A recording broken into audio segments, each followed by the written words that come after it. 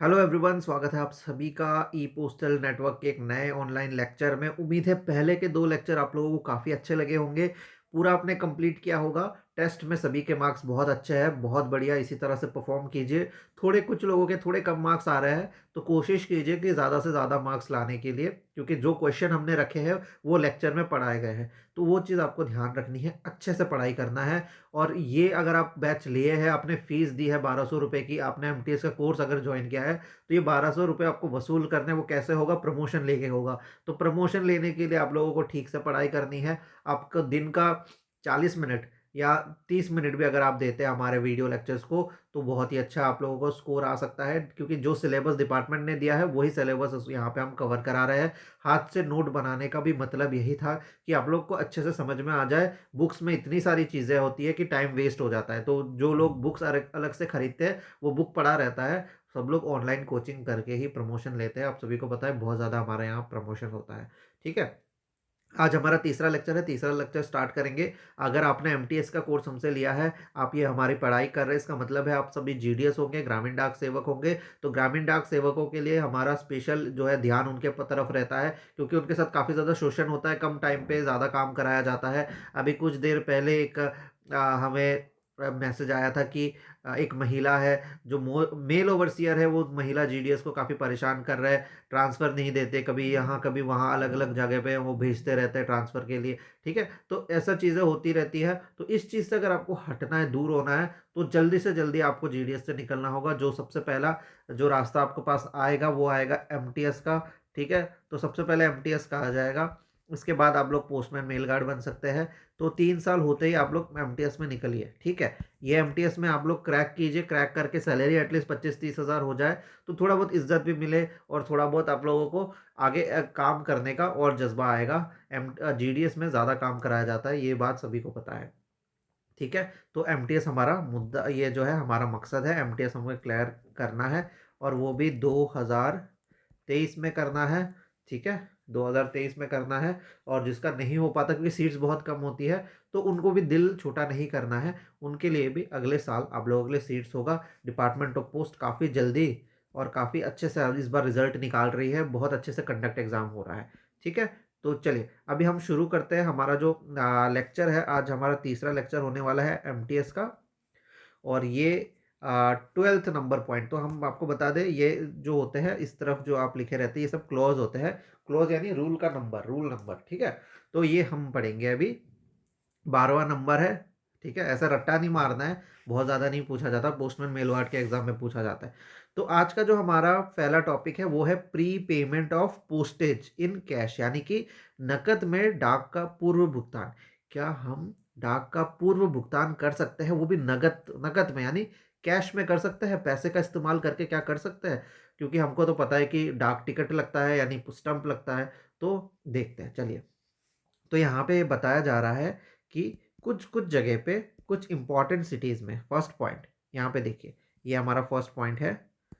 कुछ important cities में, कुछ इंपॉर्टेंट सिटीज़ में हम, इंपॉर्टेंट पोस्ट ऑफिसेज में हम pre payment of postage in cash, यानी नकद में डाक का भुगतान कर सकते हैं।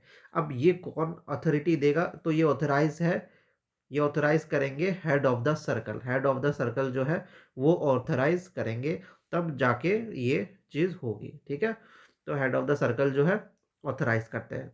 ठीक है, नेक्स्ट पॉइंट देखते हैं।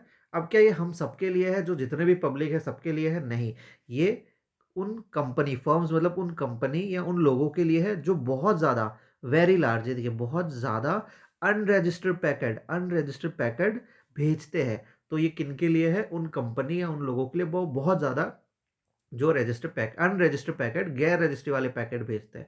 अब बहुत ज़्यादा से क्या मतलब है हमारा? अगर वो बड़ा शहर है तो 500, ठीक है, मिनिमम 500। और अगर वो छोटा शहर है तो मिनिमम 250, 250 अनरजिस्टर्ड पैकेट अगर वो भेजते हैं, तो वो कैश का इस्तेमाल कर सकते हैं। याद रखिएगा, तो वो कैश का इस्तेमाल कर सकते हैं डाक के लिए, as a postal stamp cash को इस्तेमाल कर लिया। ठीक है, तो ये हो गया। अब दूसरा पॉइंट में आइए। दूसरा पॉइंट हमें क्या बता रहा है?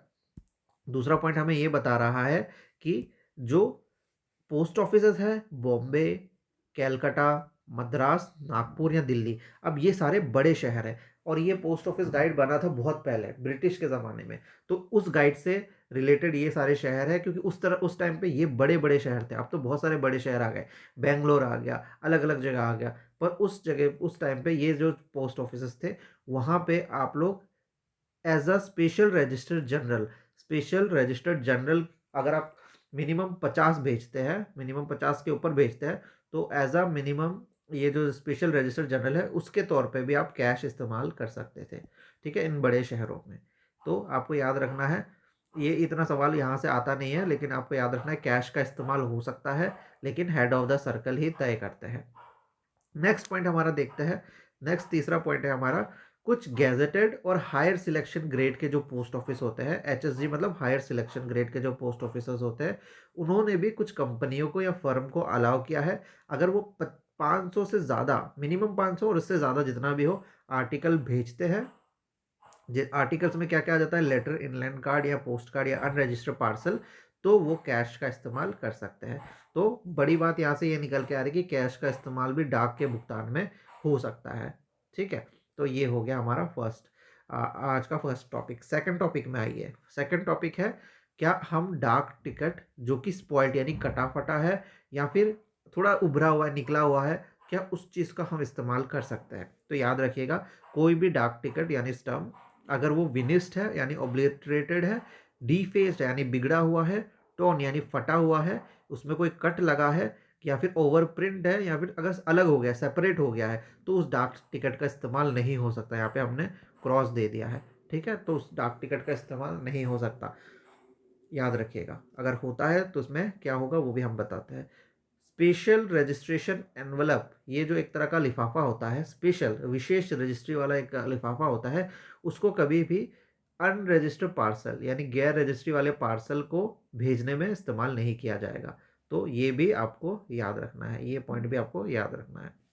लास्ट, अगर आप इनका इस्तेमाल करते हैं, डाक टिकट जो पहले से इस्तेमाल हो गया है, यूज्ड स्टम्प, एक डाक टिकट जो पहले इस्तेमाल करा है, अगर आप फिर से उसका यूज़ करते हैं, आप मान लीजिए कि वहाँ से आपने निकाल लिया, पुराने वाले से नए में लगा लिया, तो इसमें क्या होता है, इसमें जेल हो सकता है आपको आईपीसी के धारा के मुताबिक। ठीक है, दो टॉपिक कंप्लीट, अच्छे से समझ में आ गया होगा। तो ये जो नोट्स है, इन नोट्स को आप लोग खुद भी हाथ से बनाइएगा, क्योंकि हाथ से बनाने से आपके दिमाग में वो छप जाता है। अगर नहीं बनाना है तो आप लोग टेलीग्राम का जो हमारा ग्रुप है वहाँ पे आके देख सकते हैं। ये नोट्स तब तक अवेलेबल है जब तक आप लोग का एग्ज़ाम नहीं हो जाता। ठीक है, किसी को शेयर नहीं करना है, ये बिल्कुल खिलाफ है इस चीज़ के, और इसके अगर आप शेयर करते हैं तो इसमें हम लोगों को कार्यवाही करनी पड़ेगी, तो वो आपको पता है ये काफ़ी आगे तक जा सकती है। तो इसीलिए आपको ध्यान से पढ़ना है, अपना मटेरियल अपने पास रखना है, ऐसा नहीं किसी अपने दोस्त को शेयर कर दिया, कुछ नहीं करना। ठीक है, 14 नंबर ये है फिक्टिशियस टर्म। फिक्टिशियस टर्म क्या होता है, नकली या काल्पनिक टिकट को कहते हैं फिक्टिशियस टर्म। ठीक है, चलिए अब ये होता क्या है इसको देख लेते हैं। पहली बात, क्या काल्पनिक टिकट हम लगा सकते हैं, नकली स्टम्प का यूज़ कर सकते हैं? नहीं, ये देखिए प्रोहिबिटेड लिखा है, यानी इसका इस्तेमाल नहीं करना है। नेक्स्ट, अगर आप करते हैं तो आपको कौन से धारा के अंतर्गत आपको जेल होगी या सज़ा होगी? तो ये सवाल बहुत आता है, रियली इंपॉर्टेंट है ये, बहुत ज़्यादा इंपॉर्टेंट है। ये है आईपीसी सेक्शन 263 ए के मुताबिक। ठीक है, तो ये हो गया कि आपको बिल्कुल भी नहीं यूज़ करना है काल्पनिक टिकट। अगर करते हैं तो 263 ए के अंतर्गत आईपीसी सेक्शन आपको कार्रवाई होगी। अब कुछ जगह में काल्पनिक टिकट अलाउड भी है, वो कौन सा जगह है? वो है इलेस्ट्रेशन इन फिलेटेलिक पब्लिकेशन, यानी कि दार्शनिक प्रकाशन में चित्रण प्रयोजनों के लिए अनुमति है।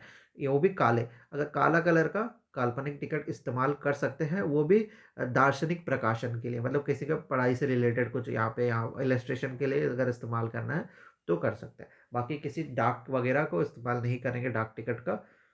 तो ये याद रखिएगा, इसमें एक ही चीज़ इंपॉर्टेंट है, वो है आईपीसी का 263 ए। ठीक है, चलिए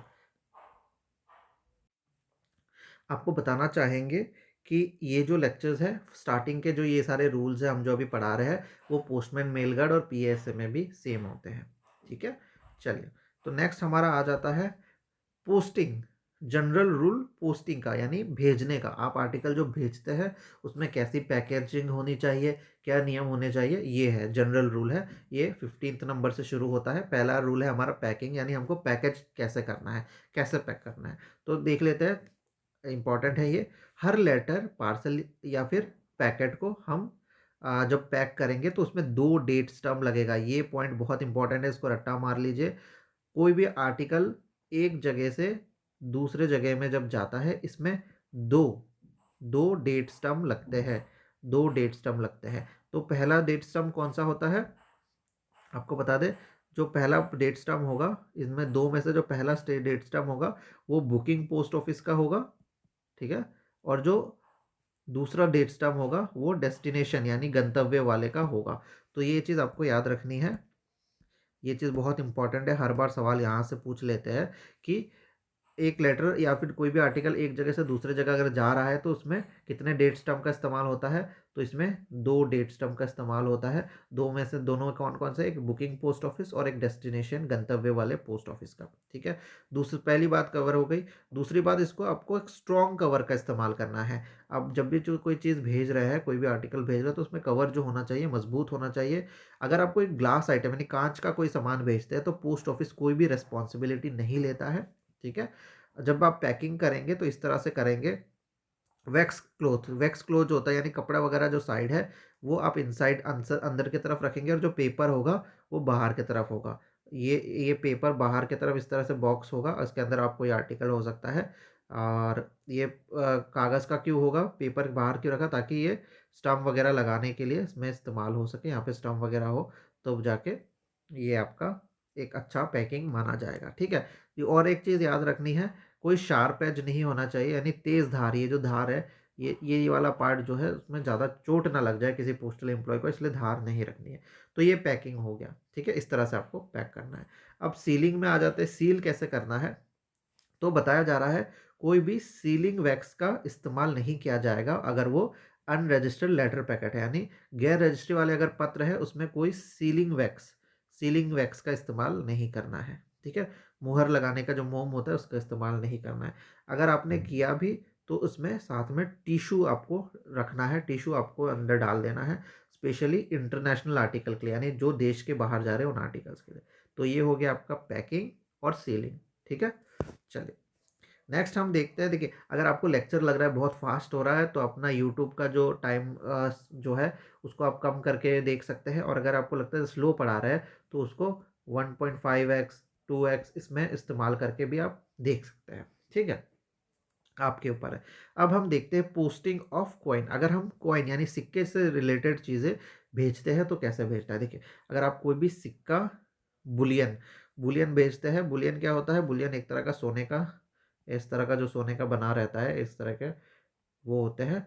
प्रीशियस स्टोन कीमती पत्थर, ज्वेलरी यानी आभूषण, गोल्ड या सिल्वर के आर्टिकल यानी सोने के आर्टिकल, करेंसी या बैंक नोट, इस तरह के नोट, ये सारी महंगी चीज़ें अगर आप भेज रहे हैं तो इसको आप इनलैंड पोस्ट से ही भेज सकते हैं। अब इनलैंड पोस्ट और फॉरेन पोस्ट क्या होता है। इनलैंड पोस्ट यानी हमारे इंडिया में जो भी चलता है, फॉरेन पोस्ट यानी बाहर का पोस्ट ऑफिस। तो आप इनलैंड पोस्ट में ही भेज सकते हैं, यानी इंडिया के अंदर ही आप ट्रांसमिशन कर सकते हैं। और वो भी सबसे इंपॉर्टेंट कंडीशन है, वो इंश्योर्ड करके, इंश्योरेंस के साथ भेजना होगा, ठीक है। समझ में आ गया। तो जब भी आप ये महंगी चीज़ें भेजेंगे तो उसको आपको इंश्योरेंस के साथ भेजना है। चलिए नेक्स्ट पॉइंट हमारा आ जाता है लेटर बॉक्स। लेटर बॉक्स के बारे में सब जानते हैं। लेटर बॉक्स में हम भेज सकते हैं लेटर, पोस्ट कार्ड, आईएलसी यानी इनलैंड लेटर कार्ड और पैकेट। ये सारी चीज़ें हम भेज सकते हैं, पर तभी जब वो पूर्व भुगतान यानी फुल्ली प्रीपेड हो, ठीक है।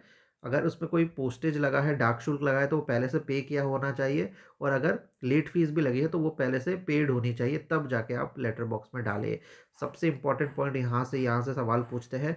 कोई भी फ्रैंकिंग मशीन का हमने सवाल पूछा था, तो फ्रैंकिंग मशीन के जो आर्टिकल्स होते हैं, फ्रैंकिंग मशीन से रिलेटेड जो हमने पढ़ाई की है, फ्रैंकिंग के जो आर्टिकल्स होते हैं वो कभी भी लेटर बॉक्स में आप लोग नहीं भेजेंगे। याद रखिएगा, लेटर बॉक्स में आप लोग इस चीज़ को बिल्कुल नहीं भेजना है, ठीक है। ये आप चीज़ याद रखिएगा। तो काफ़ी लोग एएमपीसी का फुल फॉर्म पूछ रहे थे, एएमपीसी का फुल फॉर्म पूछ रहे थे। ये सवाल हमने एमसीक्यू क्वेश्चन में डाला था, तो आपको याद रखना है। बहुत सारे क्वेश्चन जो आएंगे बाहर से भी आ सकते हैं, सिलेबस के भी बाहर से आ सकते हैं, थोड़ी चीज़ें को उसका आपको ध्यान रखना है।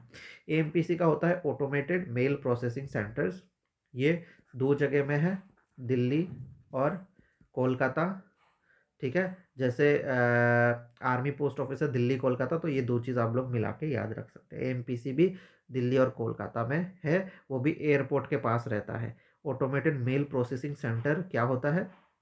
आगे हम कवर करेंगे अगर आपके सिलेबस में है, बाकी इतना डिटेल में नहीं पढ़ना है, बस इसका ऑटोमेटेड मेल प्रोसेसिंग सेंटर। देखिए बहुत लोग सवाल में यहाँ पे कंफ्यूज हो जाते थे। ए का 2 फुल फॉर्म है, गूगल में अलग है, गाइड में अलग है, हर जगह में अलग है। कहीं पे ऑटोमेटेड है, ठीक है, लास्ट में ईडी है, कहीं पे ऑटोमेटिक है, ठीक है, कहीं पे ऑटोमेटिक है। तो यहाँ पे ये कन्फ्यूजन रहता है जब तक पोस्ट ऑफिस खुद क्लियर नहीं करता हम कौन सा मानते हैं, लेकिन दोनों ही सही है, ठीक है। चलिए अब आ जाते हैं, ये देखिए 19 पॉइंट इतना इंपॉर्टेंट नहीं है कि अगर आपको कभी स्पेशल विशेष लेटर बॉक्स में भेजना हो तो वो कैसे भेज सकते हैं, तो वो है इतना, यहाँ से कहीं कभी सवाल हमने देखा नहीं है। तो ये सिर्फ लेटर के लिए होता है, ठीक है, लेटर और पोस्ट कार्ड के लिए स्पेशल लेटर बॉक्स जो होता है, और एयरमेल के लिए भी होता है, क्यूएमएस आर्टिकल्स, ये 2 में डिवाइडेड है, ठीक है। इसमें आप पत्र भेज सकते हैं, लेटर्स और पोस्ट कार्ड, एयरमेल वाले आर्टिकल्स भेज सकते हैं, और क्यूएमएस आर्टिकल भेज सकते हैं। क्यूएमएस का आगे हम बताएंगे क्या होता है। अगर आप क्यूएमएस आर्टिकल भेजते हैं तो उसमें नेम ऑफ टाउन और पिन डालना ज़रूरी है, और कोई आर्टिकल इसमें नहीं डालना है। अगर डालते हैं तो इसमें डिटेंशन हो जाएगा, यानी उसको अलग से हटा के रख दिया जाएगा, उस पर जाँच होगी, ठीक है।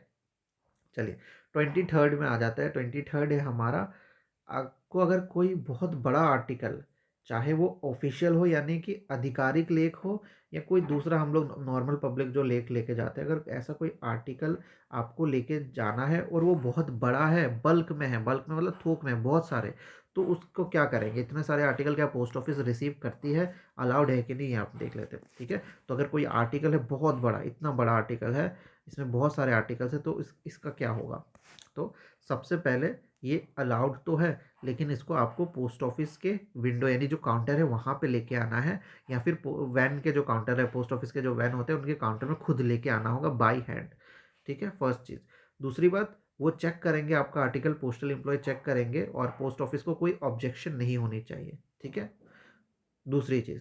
तीसरी चीज़, ये फुल्ली प्रीपेड होना चाहिए, यानी इसका पूर्व भुगतान होना चाहिए, तब जाके ये आपको अलाउ करेंगे कि बहुत बड़ा है, एक तो थोक में है और बहुत बड़ा है, ठीक है। तो ये 20 पॉइंट आपका क्लियर हो गया।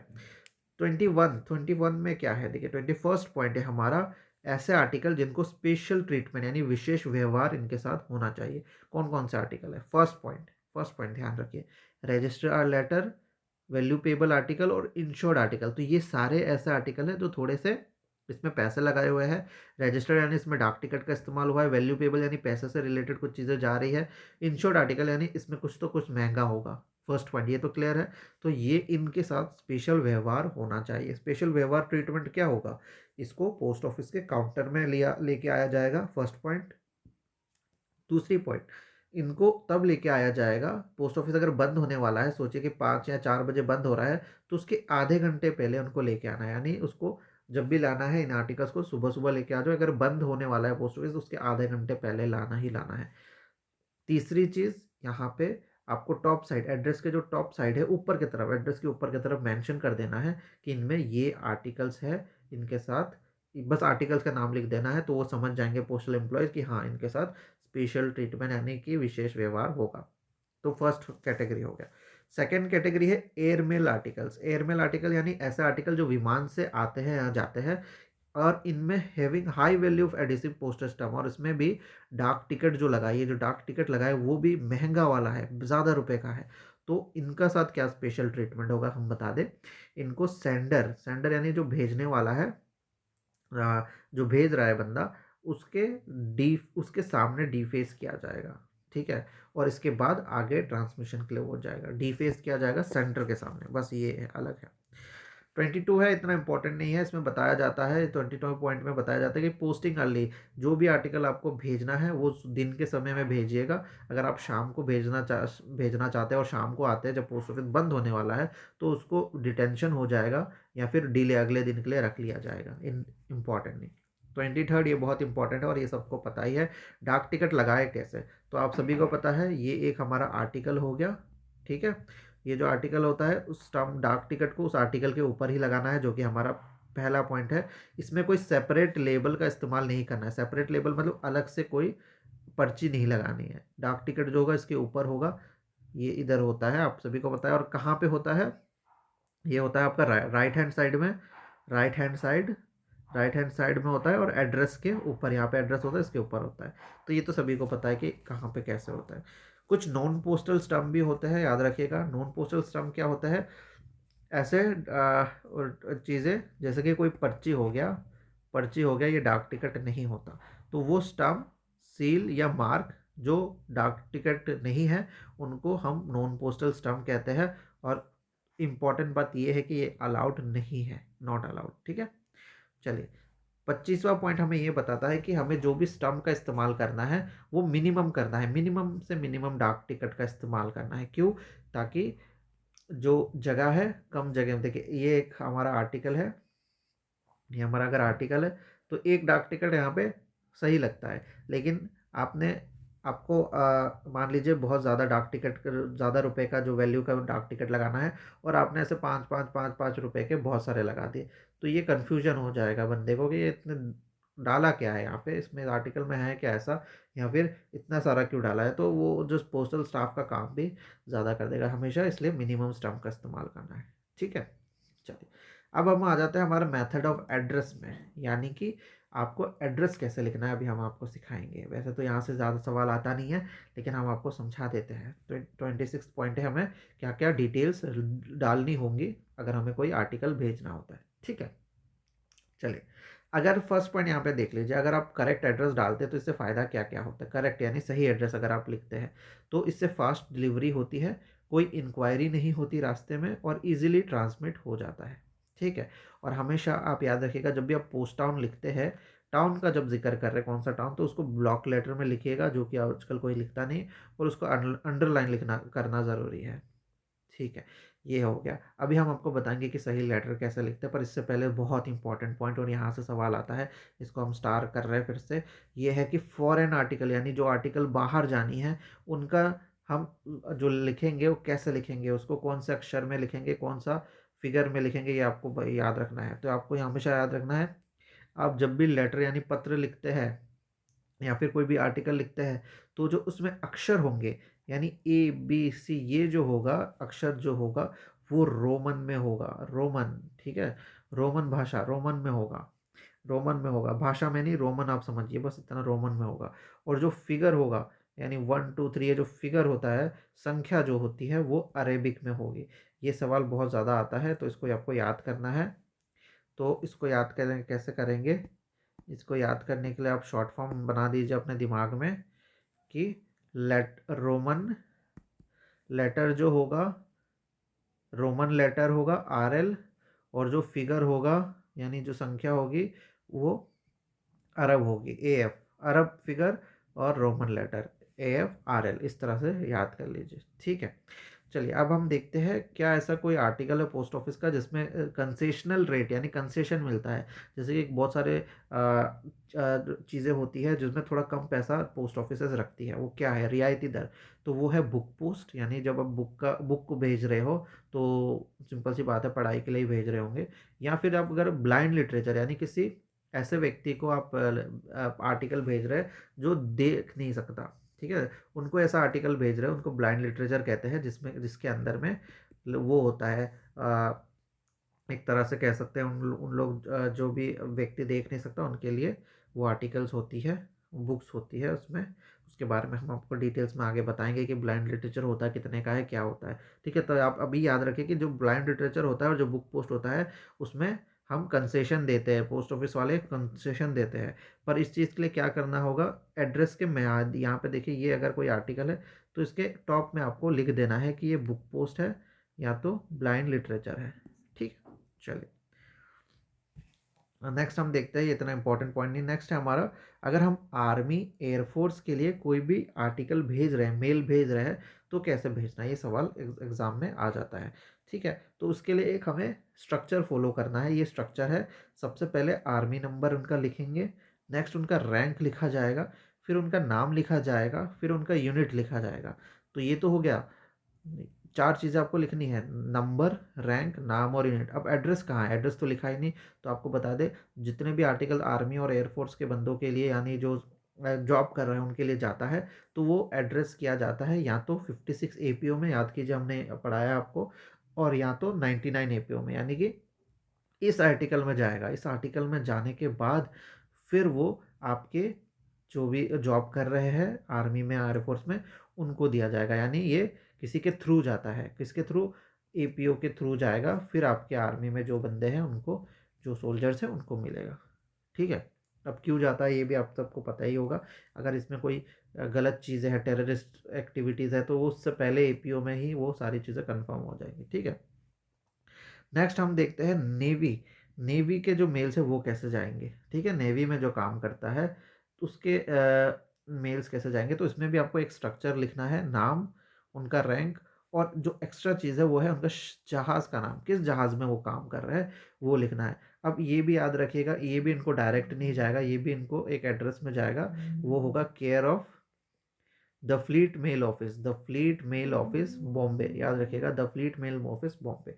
तो इसका केयर ऑफ होता है 56 9 एपीओ या 99 एपीओ, और इनका केयर ऑफ होता है the fleet mail office Bombay.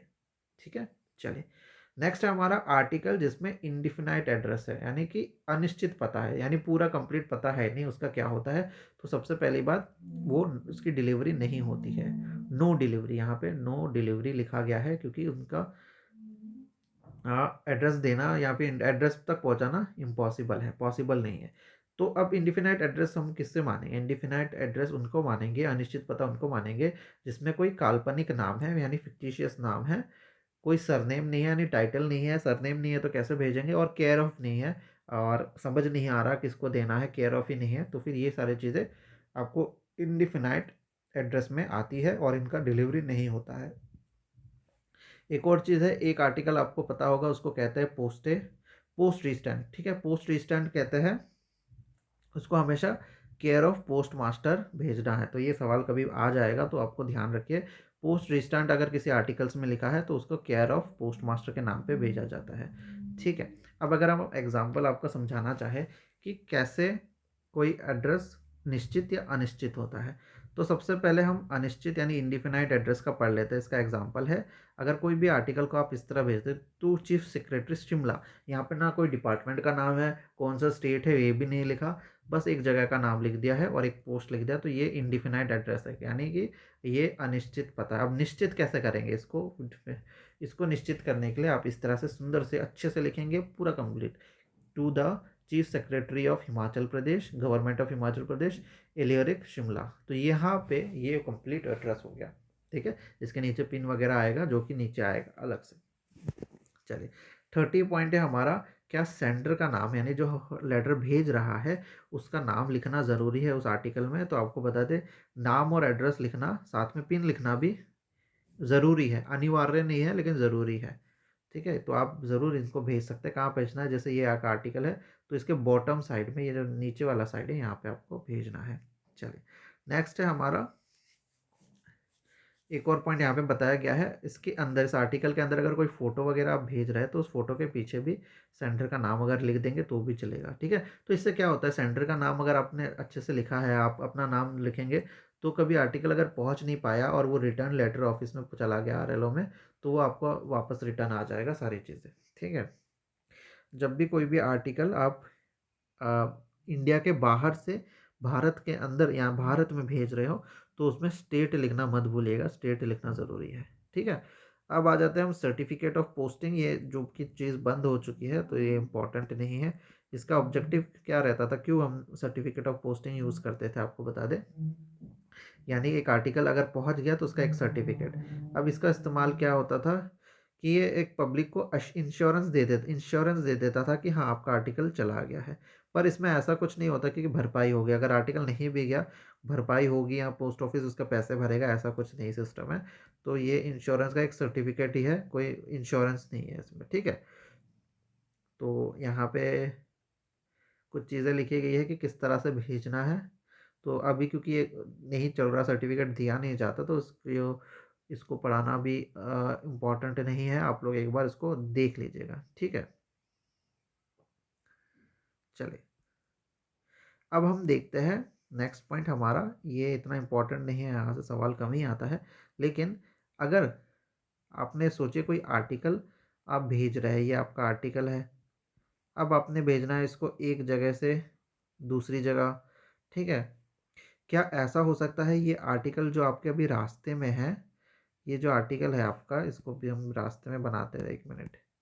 यहाँ पे ये है आपका आर्टिकल, ये अब रास्ते में जा रहा है, ये है हमारा रास्ता, ठीक है। क्या उस आर्टिकल को वापस हम अपने पास जो हमने भेजा है अपने पास मंगवा सकते हैं, या बीच रास्ते में इसका एड्रेस चेंज करा सकते हैं? एड्रेस चेंज कराना है हमें, ये करा सकते हैं क्या, या करेक्ट करा सकते हैं एड्रेस को?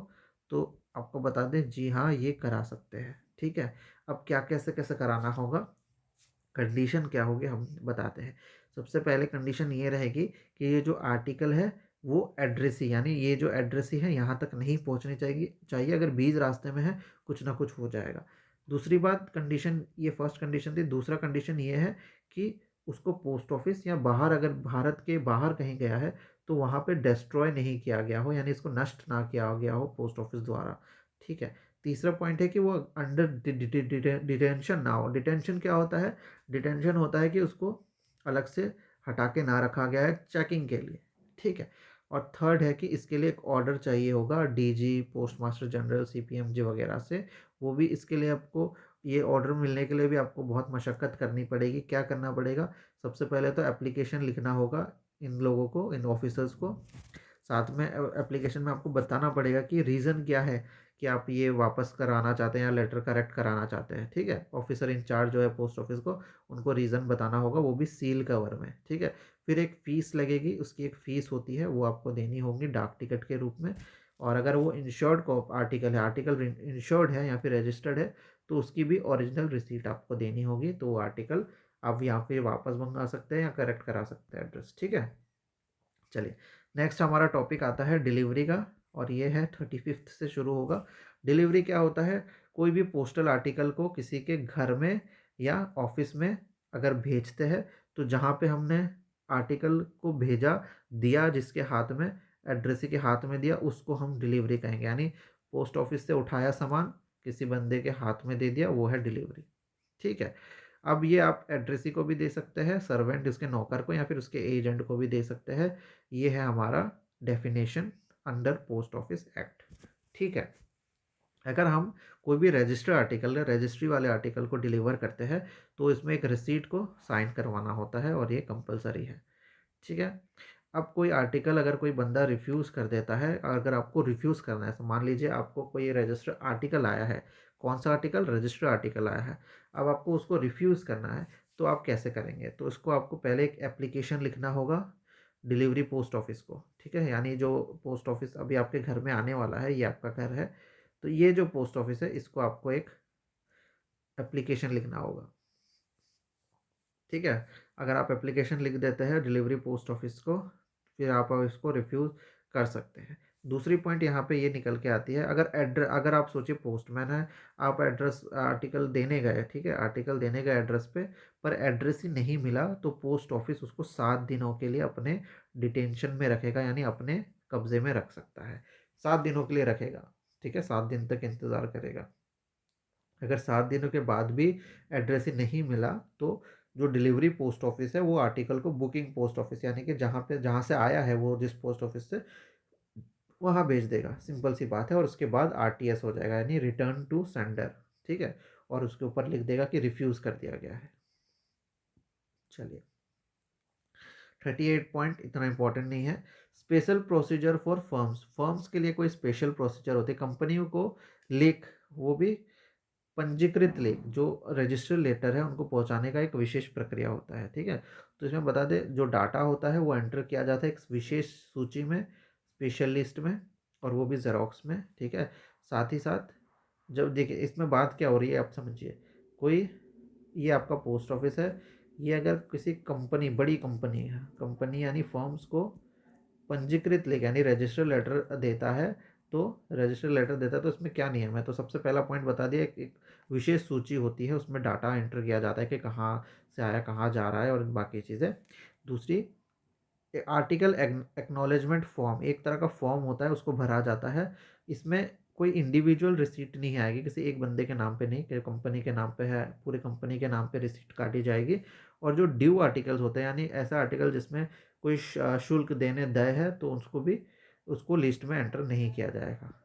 ठीक है, चलिए 39th पॉइंट पे आ जाइए। 39 पॉइंट है हमारा डिलीवरी टू पर्दानशीन वुमेन, यानी कि ऐसी औरतें जो घूंघट में रहती है। ठीक है, घूंघट में जो औरतें रहती हैं उनको आर्टिकल देने के कुछ अलग नियम है। ठीक है, थोड़ा फनी भी है लेकिन ये नियम पहले बनाया गया था। और अभी तो लेटर भी नहीं आते, मुश्किल से आते होंगे, और अब पर्दे में औरतें ज़्यादा रहती भी नहीं हैं, तो ये चीज़ है। नेक्स्ट जो पॉइंट यहाँ पे आपको बताना चाहेंगे वो है, अगर कोई एड्रेसी पर्दानशीन है यानी कि पर्दे के पीछे है, तो इसमें जो पोस्टमैन जो जाएगा वो तो कंफ्यूज हो जाएगा कि वो सही बंदे को दे रहा है कि नहीं, यानी और जो औरत है उनको दे रहा है कि नहीं। तो इसके लिए एक ना यहाँ पे जैसे ये एक आर्टिकल आया, ठीक है, ये जो आर्टिकल है इसके साथ एक आर्टिकल है, इसके साथ एक रिसीट जो होगा। ठीक है, रजिस्ट्री लेटर है तो एक रिसीट तो होगा ही। इस रिसीट में एक विटनेस का साइन कराना पड़ेगा, एक रेस्पेक्टेबल विटनेस का साइन यहाँ पे कराना है। ठीक है, कि हाँ ये जो पोस्टमैन आया इसने उन औरत को दिया जो पर्दे में थी, तो इस चीज़ का सबूत एक विटनेस बन जाएगा। ये है पहला कंडीशन। दूसरा चीज़, जो पोस्टमैन होगा वो जिस बंदे को देगा, जो विटनेस है वो पोस्टमैन के जानकारी में होना चाहिए। ठीक है, और वो आर्टिकल जो है अब उस औरत को नहीं जाएगा जिनके जो पर्दे के पीछे है, वो आर्टिकल उस विटनेस को हाथ में दिया जाएगा, क्योंकि अब जो जिम्मेदारी होगी वो विटनेस की होगी। ठीक है, चलिए अब हम देखते हैं हमारा 40 पॉइंट है हमारा delivery of damage article. Delivery of damage register article, यानी कि अगर कोई डैमेज रजिस्टर आर्टिकल आया है, वो पहले से नष्ट हो चुका है, उसकी डिलीवरी कैसे होगी। देखिए सबसे पहले अगर कोई भी लेटर या पार्सल पोस्ट ऑफिस में, या जो डिलीवरी पोस्ट ऑफिस है उसमें डैमेज रिसीव होती है, तो इसमें क्या होगा, एक नोटिस जारी किया जाएगा, किसके द्वारा, पोस्ट मास्टर द्वारा। किसको, एड्रेसी को, कि आपका एक आर्टिकल आया है जो हमें नष्ट लग रहा है, टूटा हुआ लग रहा है, आप 7 दिनों के अंदर आइए, इंडिया में अगर है, और अगर बाहर के तो 15 दिनों के अंदर आइए, आप एक बार चेक कर लीजिए, क्योंकि ये डैमेज पहले से डैमेज आया है, इसमें हमारी कोई जिम्मेदारी नहीं है, आगे की कार्रवाई वहीं पे होगी। ठीक है, अब हम देखते हैं 41 हमारा है डिलीवरी ऑफ पार्सल। पार्सल की डिलीवरी कैसे होती है ये हम देखेंगे। देखिए कोई भी पार्सल अगर 10 kg तक का है, 10 kg के अंदर का है, तो उसको एक बार डिलीवर किया जाएगा पोस्टमैन द्वारा। ठीक है, अगर वो वैल्यूपेबल पार्सल है यानी पैसे से रिलेटेड है या पोस्ट रेजिस्टेंट है, तो फिर चलो एक दो बार और ट्राई कर सकते हैं, लेकिन बाकी 10 kg के अंदर जितना पार्सल है वो बस एक ही बार डिलीवरी होगा। अगर नहीं हुआ तो फिर आपको पोस्ट ऑफिस से लेना है। ठीक है, इसकी चीज़ के लिए जो नियम बनाया गया है वो है एक notice of arrival. Notice of arrival की, आप अराइवल क्या होता है, एक तरह का नोटिस होता है कि आपका आर्टिकल अराइव्ड यानी कि आ चुका है, ये इसको कहते हैं नोटिस ऑफ अराइवल। आपका एक आर्टिकल जो है, आपका आर्टिकल आ गया, इसका एक नोटिस दे दिया जाएगा, इशू कर दिया जाएगा पोस्टमैन द्वारा, और नॉर्मली ये आपके मोबाइल में आजकल होता है। ठीक है, मोबाइल में मैसेज आ जाता है कि ऐसा ऐसा आर्टिकल आया है। ठीक है, फिर वो जो पर्सनली आके आपने रिसीव कर लेनी है पार्सल। ठीक है, ये हो गया हमारा ये हो गया हमारा पर्सन पर डिलीवरी ऑफ पार्सल। नेक्स्ट हम देखते हैं हमारा, अगर 10 kg के ऊपर का सामान है, अब तो देखिए बंदा पोस्टमैन का जितना भी ताकत हो 10 kg का आर्टिकल तो नहीं लेके जा पाएगा, क्योंकि और भी आर्टिकल्स होती है। तो इसके लिए आपको पोस्ट ऑफिस के विंडो में आना है, फर्स्ट पॉइंट। इसमें भी आपको आर्टिकल ऑफ डिलीवरी दिया, अराइवल दिया जाएगा कि हाँ आपका नोटिस जो है, नोटिस दे दिया जाएगा। और अगर आप फिर भी नहीं आते तो उसको अनक्लेम यानी लावारिस मान लिया जाएगा। ठीक है, अब हम आते हैं हमारे डिलीवरी ऑफ इंश्योर्ड आर्टिकल, यानी कि ये जो है इंश्योर्ड किए गए हैं, इनमें बीमा है, ये आर्टिकल को बीमित किया गया है, यानी इसमें कुछ महंगा सामान तो होगा। तो अगर आपको बता दें 500 रुपये तक का अगर इंश्योरेंस है आर्टिकल, ठीक है, इंश्योर्ड है वैल्यू इसकी, तो नॉर्मल तरीके से ही पोस्टमैन जाके आपका आर्टिकल दे आएगा। 500 के ऊपर है यानी इसमें इंश्योरेंस 500 के ऊपर है, यानी महंगा सामान होगा अंदर, या फिर महंगी चीज़ें हो सकती है, तो पोस्ट ऑफिस के विंडो यानी काउंटर में जाके आपको ले आना है। इसमें भी नोटिस ऑफ अराइवल दिया जाएगा। ठीक है, और अगर एजेंट के द्वारा, अगर एजेंट के द्वारा वो रिसीव किया जाएगा, यानी आप बिज़ी हैं, आपने किसी एजेंट को लगा दिया कि मेरा सामान ले आओ, तो उसको भी आपको रिटर्न में देना होगा और वो जो है रिसीट और एक्नॉलेजमेंट साइन करेगा। ठीक है, ये चीज़ है। दूसरी बात, आर्टिकल, अगर कोई भी आर्टिकल है उसमें सस्पेक्ट, यानी उसमें कोई सस्पेक्ट किया जा रहा है, ठीक है, कोई आर्टिकल आया, इंश्योरेंस आर्टिकल आया और उसमें शक किया जा रहा है कि इसके अंदर कुछ गड़बड़ हो सकता है, तो उसको पोस्ट मास्टर के प्रेजेंस में खोल दिया जाता है। फिर उसके जो सामान, इसके अंदर जो सामान मिले हैं, सोचिए कि कुछ इलीगल सामान है, वो चीज़ें एक इन्वेंट्री होती है, यानी वस्तु सूची होती है, उसमें बताया लिखा जाता है कि ये सामान आया है, इसको लिखा जाता है और एड्रेस ही फिर बाद में साइन करता है उस चीज़ को। ठीक है, चलिए, तो ये हो गया इंश्योर आर्टिकल। अब आते हैं हम वैल्यूपेबल आर्टिकल। देखिए ये क्या क्या होते हैं, ये सब के बारे में हम पढ़ेंगे कि आर्टिकल्स क्या क्या होते हैं, इंश्योर्ड आर्टिकल क्या होता है, वैल्यूपेबल आर्टिकल क्या होता है।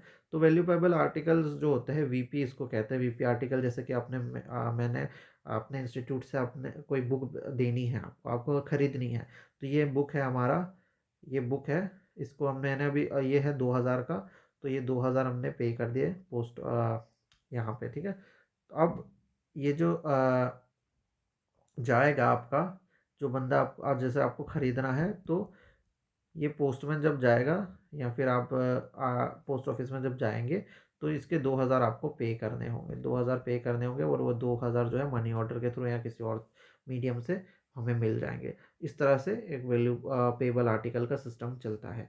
तो वैल्यू पेबल आर्टिकल्स में अगर 100 रुपये के ऊपर का सामान हो, तो उसमें इंटीमेशन ऑफ अराइवल, यानी नोटिस आता है कि आपका सामान आ गया है डिलीवरी पोस्ट ऑफिस द्वारा। ठीक है, तो ये चीज़ है। नेक्स्ट जो पॉइंट है कि आर्टिकल जो है,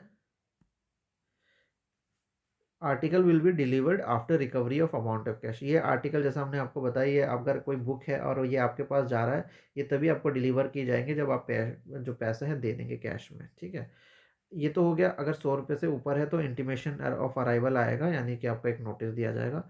और अगर 100 रुपये के नीचे का है तो पोस्टमैन खुद जाकर डिलीवर कर सकता है। ठीक है, तो ये है कुछ पुरानी कुछ चीज़ें हैं इसमें।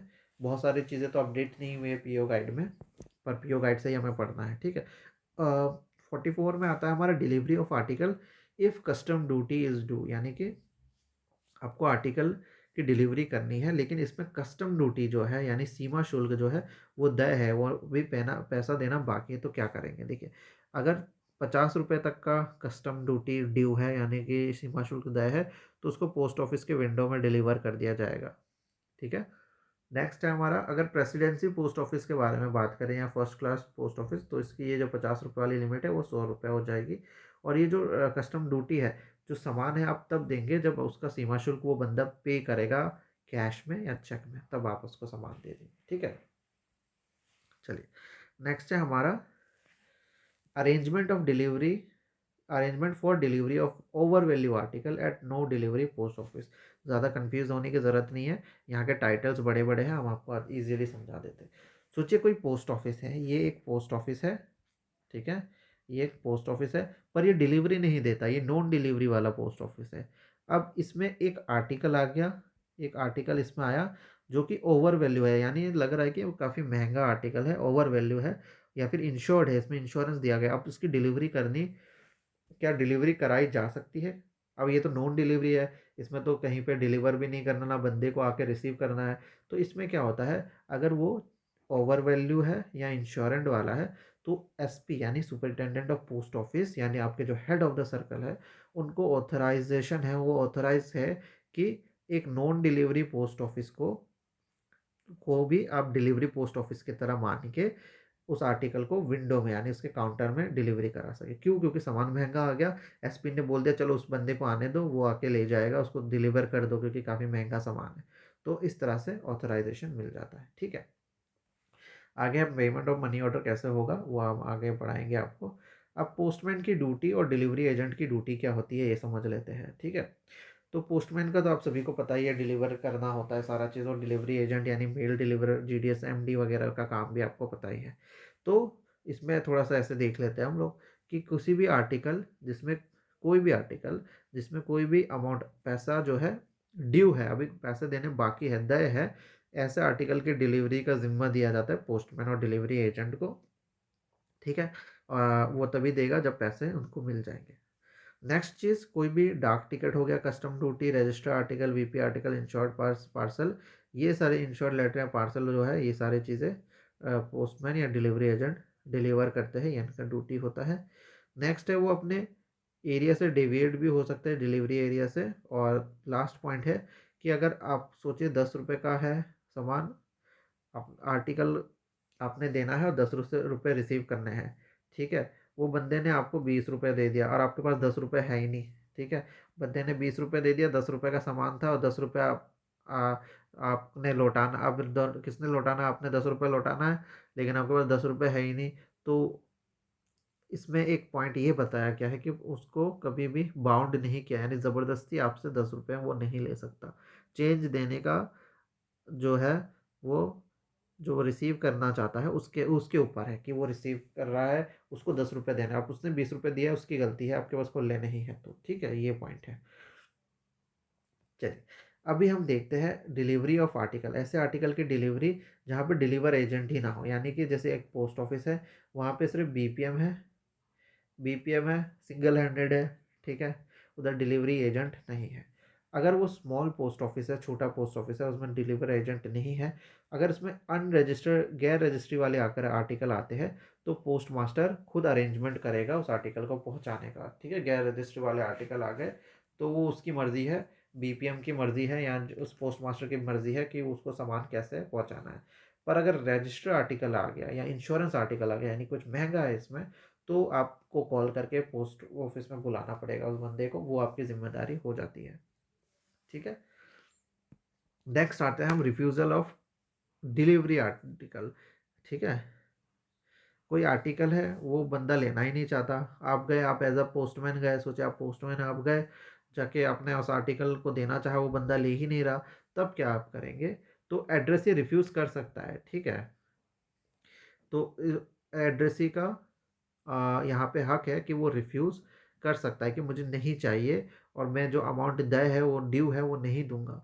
पर उसके लिए आपको कवर में रिफ्यूज़ लिखना पड़ेगा, ठीक है, ठीक है।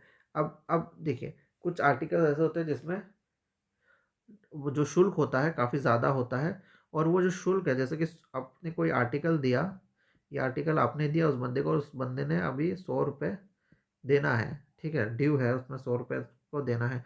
तो जो आपका वो जो बंदा है जिसको 100 रुपये देना है, वो एड्रेस ही कहलाता है, जो उसको पैसा देना ज़रूरी है, अनिवार्य है कि वो पैसा दे, ठीक है।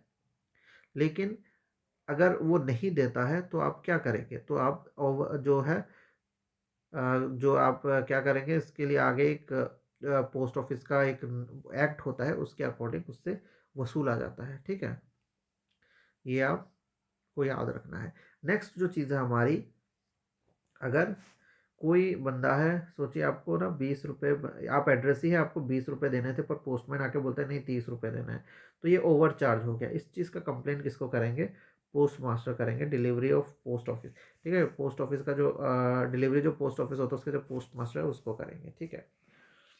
चलिए, तो अभी हम आपको जो थोड़ी देर पहले बता रहे थे कि वो बंदा पैसा नहीं दे रहा, ठीक है। आप एज अ पोस्टमैन गए उसको सामान देने, वो बंदा पैसा ही नहीं दे रहा एड्रेस ही, तो आप क्या करेंगे? उसको वसूली का कोई तरीका होगा, तो उसके लिए पोस्ट ऑफिस एक्ट में लिखा गया है, कुछ तरीके हैं, फाइन लगता है उसमें, ठीक है। और उस सामान को जो है विथहोल्ड कर दिया जाता है, अपने अपने कब्जे में रख दिया जाता है, ठीक है। ये OIGS के लिए नहीं है, एक्सेप्ट OIGS यानी जो आधिकारिक लेख होते हैं, जो सरकारी पत्र होते हैं, उनको छोड़ के आपका आर्टिकल को रख लिया जाएगा, ठीक है। तो 2-3 चीज़ यहाँ पे आपको याद रखनी है। एक चीज़, एड्रेस ही रिफ्यूज़ कर सकता है, फर्स्ट पॉइंट, हाँ, कि मैं पैसे नहीं दूंगा मेरे पास, पर उस रिफ्यूज़ करने के बाद आपने जाके अपने पोस्ट मास्टर वगैरह को बता देना है, फिर उसके साथ जो होगा फाइन लगेगा उसका। तो आगे की कार्रवाई इस तरह से होती है। नेक्स्ट है हमारा आर्टिकल मेलिशियसली सेंड अनपेड, यानी कि कोई आर्टिकल है उसको किसी ने दुर्भावनापूर्ण रूप से, ठीक है, जानबूझकर बिना पेमेंट के भेज दिया हो, तो क्या हो? तो इसमें क्या होगा, देखिए, अगर 10 रुपये तक का सामान है तो हेड ऑफ द सर्कल यानी CPM जी बोलेंगे चलो छोड़ो रहने दो, तो चल जाएगा, ठीक है।